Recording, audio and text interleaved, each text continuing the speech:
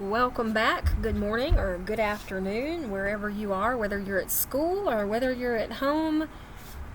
If you are at school, you need your core book. We are going to be in Module 1.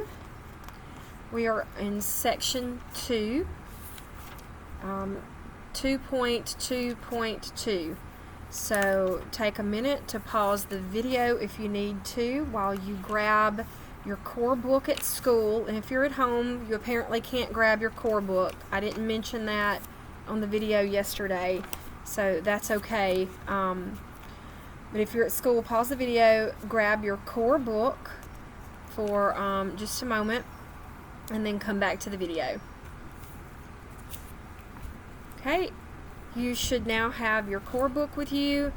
You should have your safety PowerPoint 2 guided notes that you worked on yesterday pulled back up where you can type into them. Remember, I want you typing in and filling in the blanks. I want you highlighting, underlining, whatever you need to do, adding whatever notes you need to add. Okay, so page 20, core book, and let's get started.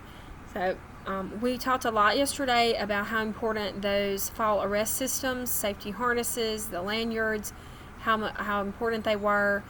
This is the suspension trauma strap, and we talked about the D-ring. You've seen it in videos, and where the D-ring is located is vital, very important. Look over on page 21 and you'll see in figure 9 the D-ring. The D-ring of your harness must be located between your shoulder blades. So when we put that harness on in class, we're going to make sure it's between your shoulder blades. If it is not in the right location, you can actually have a choking hazard. It can harm you. So you inspect it, you make sure the position is in the right place between the shoulder blades. Okay, 2.2.4 is discussing lanyards. That's on page 24. So lanyards are used for positioning, and they are not considered part of the fall arrest system. They are fall restraints. They're going to be attached to the D-ring on the harness other than the back D-ring. So since a fall restraint's all about preventing a fall from happening, lanyards that are used for positioning, they should not allow a fall or movement greater than 2 feet. Okay, so we have this lanyard. It's shock absorbing, and this is the one we're going to see in class. This is a retractable lanyard. So they are designed to stop an active fall and also to minimize the stress placed on the body, but they're not usually under tension. There should be some slack in there, okay? So remember that there's a difference between a lanyard that's used for positioning and one that is used for absorbing shock. Okay, so there are really 2 types. This is a shock absorbing lanyard. This is a positioning lanyard. Okay, and you'll see that on page 25 of your core book. So it's really just to help restrain you, to kind of give you support and prevent a fall. Lanyards used for positioning are not considered part of the fall arrest system. I've already said that twice, so you should think it, hey, that's probably important.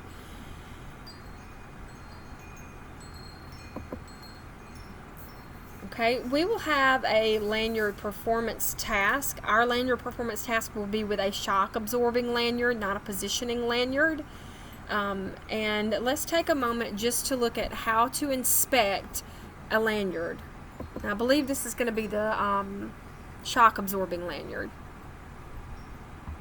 How do you know if your soap actually stops the stink? Try I don't know, but we're not going to find out. Wash that butt crack. If your suds smell like your butt...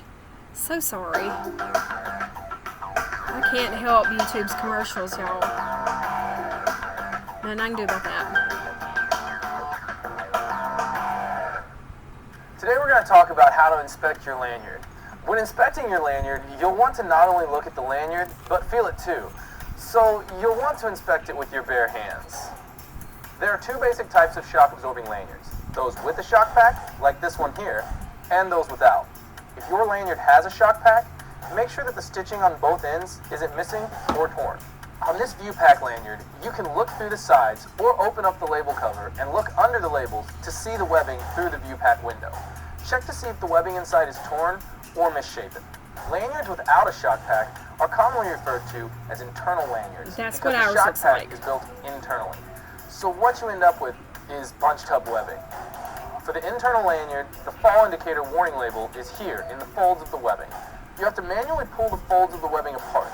If you can read any of the words in that label, it means that it could have been in a fall, and you must remove the lanyard from service. For either type of lanyard, check your labels. If they are missing or you cannot read your labels, you have to remove from service. On web lanyards, you'll look for holes, tears, abrasions, discoloration, or fraying of the webbing. Make sure to look at both sides and pull on the webbing to visually confirm that there are no holes or tears. If there are, you must remove from service. If there are abrasions, discoloration, or fraying that affects more than 10% of the webbing, remove from service as well. Next, bend the webbing to make an inverted U so you can get a better view of the surface and see if there are any shiny spots or broken fibers throughout. Rub your hands across it to see if you can feel any hard spots, which could be evidence of heat stress. Look at the stitching and make sure there is no loose stitching. Also, make sure that it has a wear pad. The wear pad's there. If not, you must remove from service. If you have a rope lanyard, grasp the rope with both bare hands, rotate the lanyard, and inspect the strands from end to end. Remember to check the inner strands to check for damage, deterioration, or chemical attack. What you're looking for is fiber cuts or nicks, broken, fuzzy or worn fibers, overall deteriorations, UV damage, or chemical attack. Also, modifications, like if someone tied knots into the rope or is written all over it. If there's any of this, you'll need to take that out of service. Damage and deterioration may not be evident simply by looking at the rope. Manually touching the rope is equally important. Look for signs of heat damage, such as burnt, charred, or brittle fibers, or hard, shiny spots. Synthetic fiber ropes will show a reduction in strength when used at elevated temperatures. For exposure to excess temperatures specific to the rope fiber, refer to the manufacturer's specifications and instructions. Rope diameter. Just like in webbing, weakened areas from extreme loads, such as being exposed to a fall, will appear as noticeable changes in original diameters. As you run your hand down the rope, the diameter should be uniform throughout. If there is a variation of more than 5%, you must remove from service. Next, look at the rope and make sure you cannot hockle it. That is unraveling of the lanyard due to constant turning in the same direction. The rope will become loose, and that needs to be removed from service. Check your thimbles. The termination point, if it's loose, damaged, or simply not present, then you should remove from service. Make sure the splices are secured properly so they will not unravel. Make sure the tape and shrink wrap is not torn. Now for all lanyards, let's look at the mechanisms, which could be either a double locking snap hook, rebar hook, or carabiner. First, you want to make sure there is no cracks or bends in the metal. Check for discoloration, which could mean that it has been exposed to chemicals. If you find cracks, bends, or discoloration, you cannot use this lanyard. Now, open up the snap or rebar hook and let it go. It must close freely by itself. Do this a few times to make sure it doesn't get caught. Also, make sure that it closes properly. Make sure the nose piece is flat against the tongue. If it's not, it could twist and open up while you're working, and you don't want that. Remove it from service. Turn the hook to the side and inspect the rivets. Press your thumb against the back side of the rivet to make sure it is in there securely. For the double locking snap hook, make sure the lock is functioning properly. Does it keep the hook closed? Does it unlock smoothly and spring back into locking position on its own? For a carabiner, open the carabiner up. Turn, twist, pull it open, and let it close by itself. If it closes okay, then you know you're all right. Again, do that a couple times to make sure it works properly. Now that your lanyard has passed inspection, remember to inspect the rest of your personal fall arrest equipment just as carefully. If you've got any questions or need additional information, please give us a call or visit falltech.com. Okay, so that's how to inspect your fall arrest lanyard, which we will have to do. All right, determining your fall distance in your textbook, in your core book, that's on page 26, module 1. Page 26. So the fall distance must be determined by a person qualified to make that decision, or in other words, a competent person. We're going to keep hearing that word, a competent person. It determines the type of lanyard chosen. So if you'll look in your first picture, you will see there, let's see if I can get this, hang on, let me get this fixed real quick. Get this back in the right presentation mode. There we go. Okay, in your first picture that you will see in your presentation and in your textbook, we have that retractable line. We have before the fall and after fall. That shows you how that retractable line works. So using that self-retracting lanyard. And then in the second photo you have using a shock absorbing lanyard.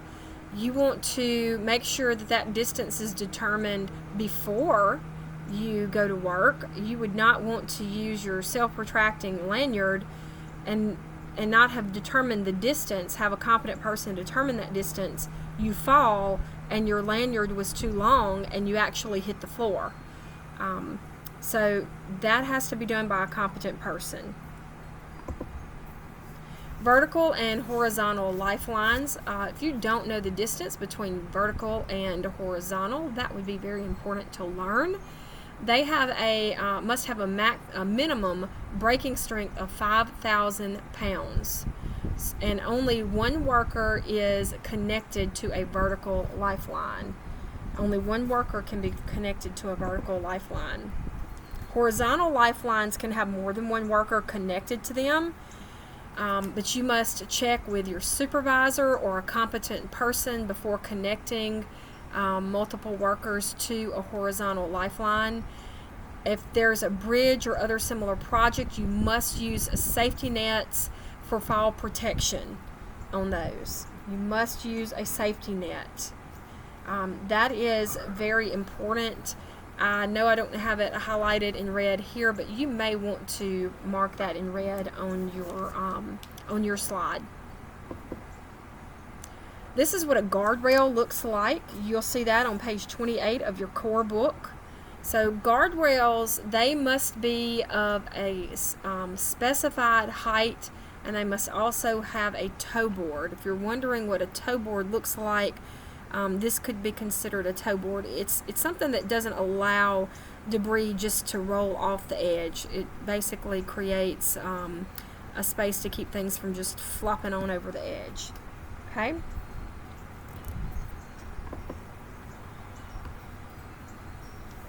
Now looking at ladders.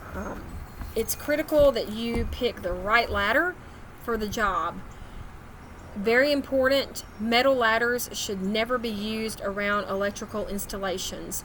I would highlight that, star that, whatever you need to do, that's going to be very important, and I would think that that will probably show up as a test question somewhere. Metal ladders conduct electricity, so you'll even see on the side of a metal ladder, they'll often have a label that says danger, do not use around electrical installation. It's going to be stenciled on the rail of the ladder in 2-inch red letters typically. When using a ladder, you've got to maintain a 3-point contact. 3-point contact means you either have 2 feet and 1 hand on that ladder, or you have 1 foot and 2 hands, always touching the ladder. This will be a performance task that you will have to do in class. There are several different ladder types. So we have the portable straight ladders, we have extension ladders, and we have step ladders. And here are some ratings for ladders. These are the different duty ratings that you have for ladders that tell us the maximum load or the maximum amount of weight that you cannot go over for a ladder. So you can see the pounds, the capacity is what we say, or the maximum load for each one of those. So take a second just to look over that maximum load for those ladders.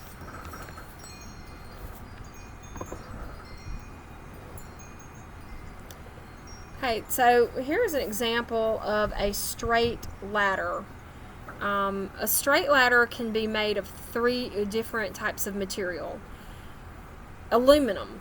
The benefit of an aluminum straight ladder is that it's lightweight and it resists corrosion.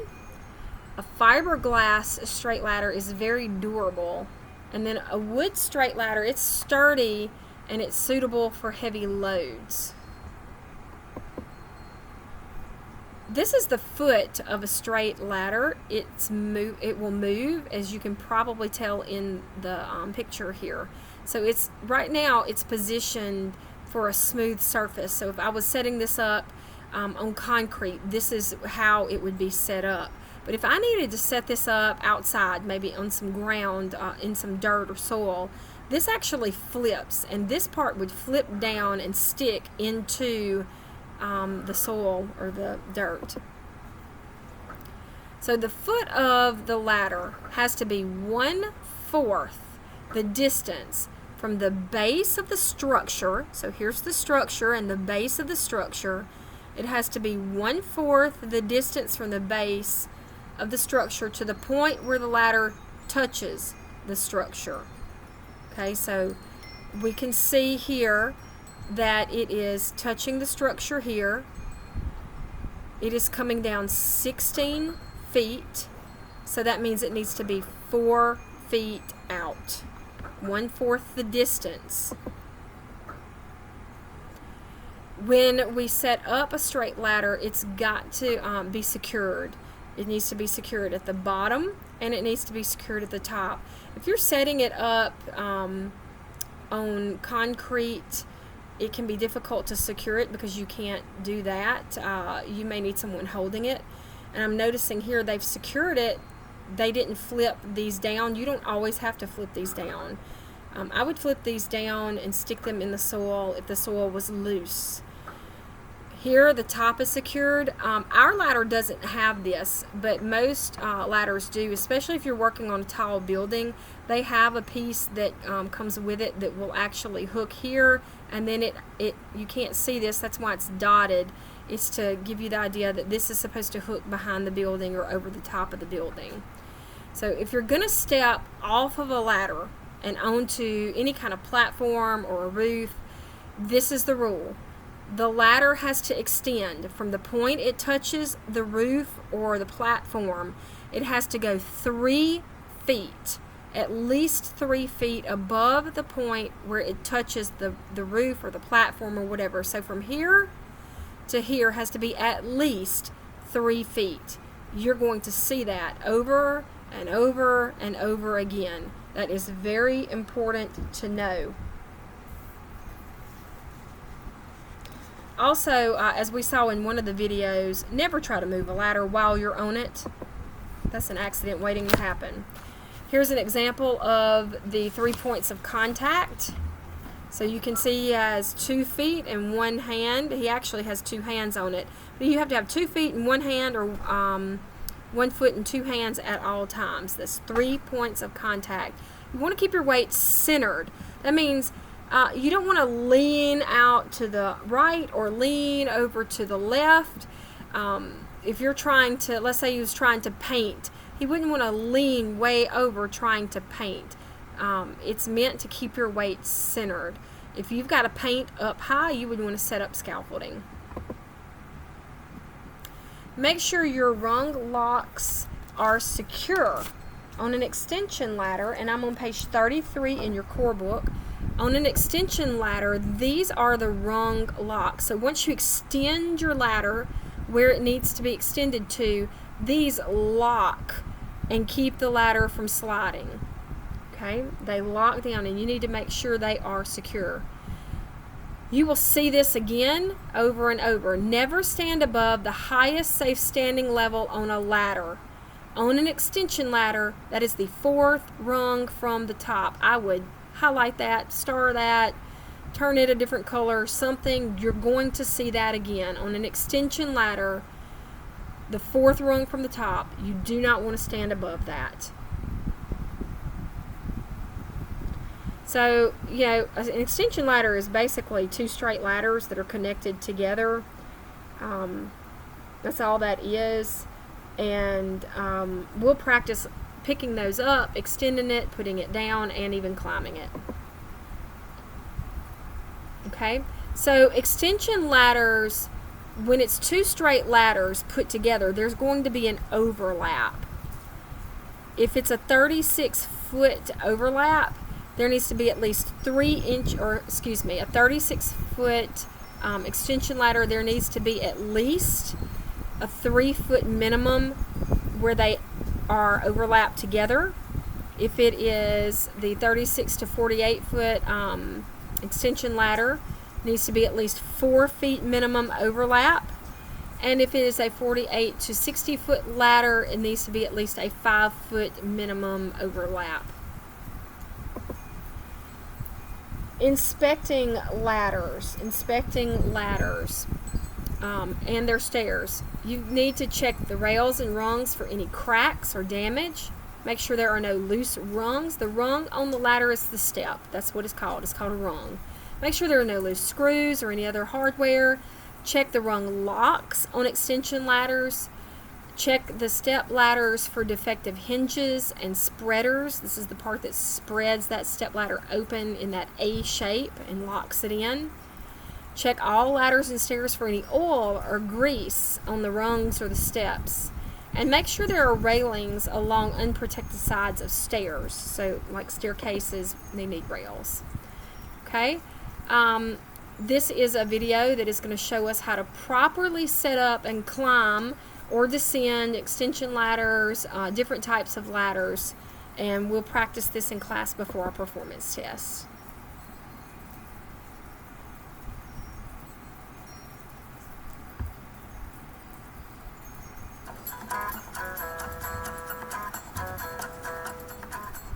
Here are a few important questions.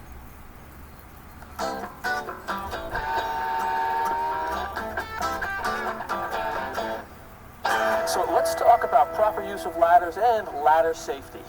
Well, I think it's a great idea and it's an important topic. A lot of people think that on job sites accidents happen by power tools or nail guns. There's actually more people hurt on a job site using a ladder improperly or the wrong kind of ladder, any other tool. And the statistics bear it out. I've read that over 150,000 people end up in the emergency room every year from a ladder accident with cuts and scrapes and broken bones, and unfortunately, several hundred people never even make it to the emergency room. They end up dying from a ladder accident. I'm not surprised. I'm not surprised. So I guess when it comes to talking about ladders, the first thing we should think about is materials, because there are a few choices. You've got the tried-and-true wood ladder, right? And they have a fiberglass ladder right here. Now these two ladders you're going to see an electrician use more often than any because they don't conduct electricity. Right. All right.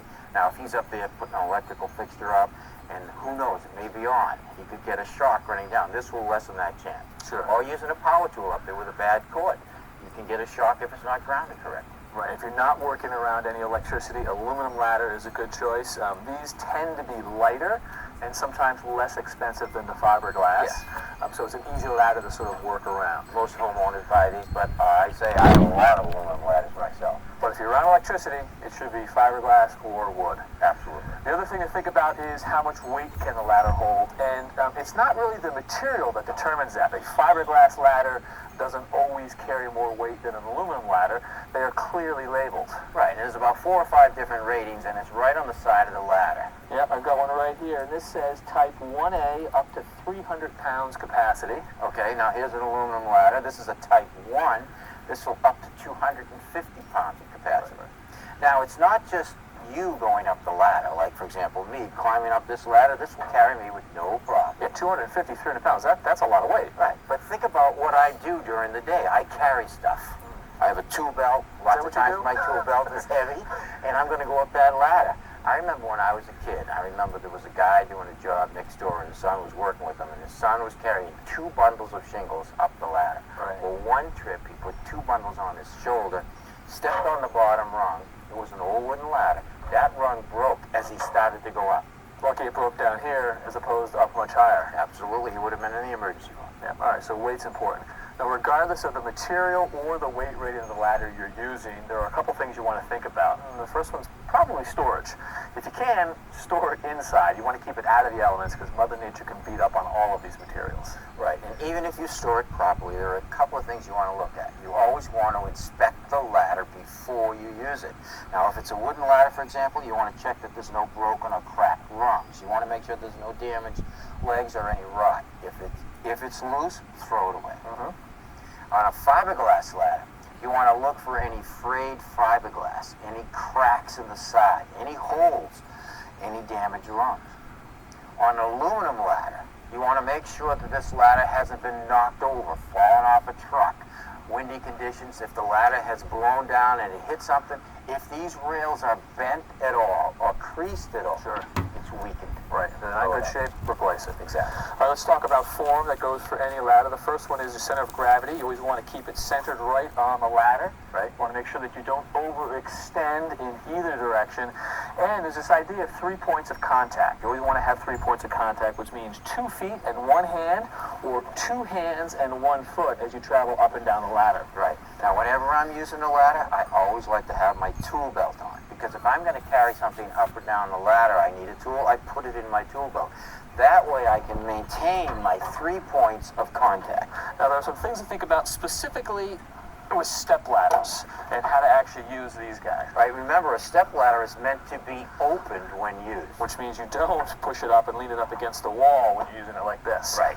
Make sure that it is open and the spreaders are actually locked down. Right, and with this step ladder, you don't want to be higher than this rung right here. This is your workbench. Right, there are a couple places they don't want you to step. They don't want you to step here. They don't want you to step here. They don't want you to step on the paint tray. All right, and definitely back, not here on these narrow rungs. Or on these spreaders right here. Right. All right, extension ladders? Yeah, let's get to it. Got 2 set up right here. Right, now extension ladders either have 2 sections or if they're really big, 3 sections. Let's start back here with this back section that goes to the ground. Yep. Now the outer section is the moving section on this ladder.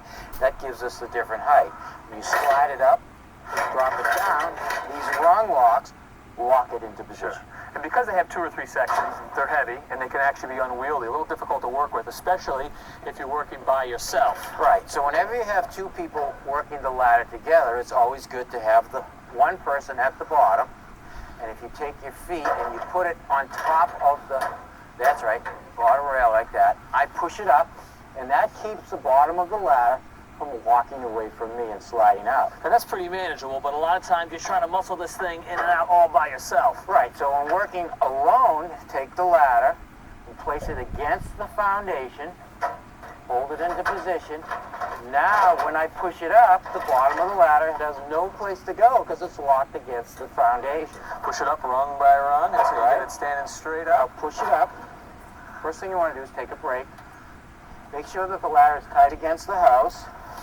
Pick the bottom up, walk it out slowly, placing it at the proper angle. Now the proper angle should be about 75 degrees, but who carries a protractor with them?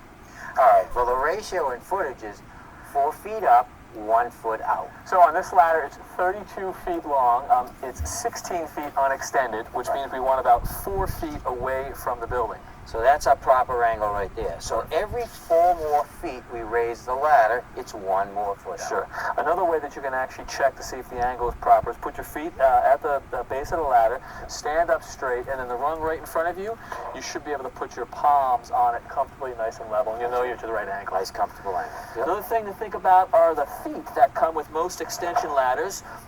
These will actually sit flat on a hard surface, but if you're on a soft surface like this, they'll flip forward, and you can actually stick those into the ground. And they dig in so the ladder won't slide away. Yeah, and this one actually has a very nice feature right here, these levelers. Yeah, these levelers are for any uneven surfaces. These move up and down because you want to make sure that the ladder is plumb left or right when you're looking at it. Right. All right, well, let's talk about extending the ladder. Okay, now, because I'm going to move the ladder up a little, I'm going to move it out a little. So the first thing I want to do is push it away from the building, keep one hand high, grab it, move it out a little, just like that, positioning it and balancing it. So now I'm going to stand on the side. First thing I'm going to do is grab the rope, put my hand around it. I'm going to grab the rung, and I'm just going to push it up 2 rungs. want to make sure that both of these rung locks are engaged. Exactly. Now, if I wanted to go up higher, I would stand behind the ladder like this, brace it, put my foot on the bottom, reach up high, and pull hard on the rope to bring it up a few more rungs. Okay.